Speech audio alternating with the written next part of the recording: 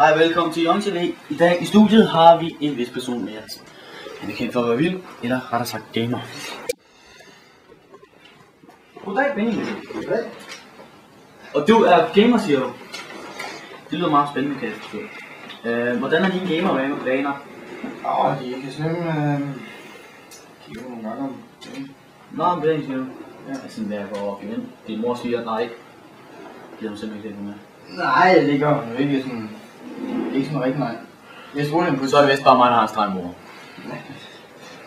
Hvad er din yndlingsspil egentlig så? Min hvad? Din yndlingsspil? Hvad for nogle spil kan du bedst lide spille? Nok World of Warcraft og GTA EV. Nå, ja, selvfølgelig. Kan du godt finde ud af at spille godt, hvis du snakker Counter-Strike og sådan noget der? Er du god til at skyde andre og skyde og... Nej. Det er ikke sådan noget, I siger, nej.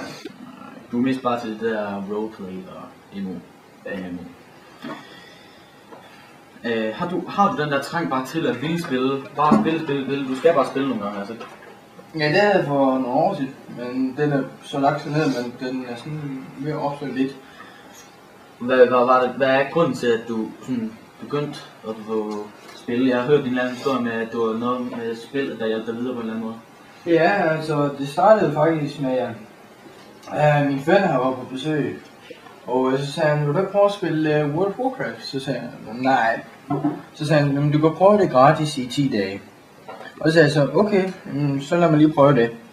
Og så startede det, og så begyndte jeg faktisk at gå på computer og sådan noget. Så fik jeg Skype, og begyndte jeg at tale med folk.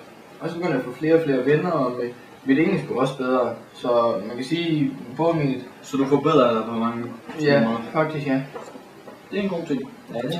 Så kan du komme med nogle gode facts om ting, som der kan gøre en bedre til at spille?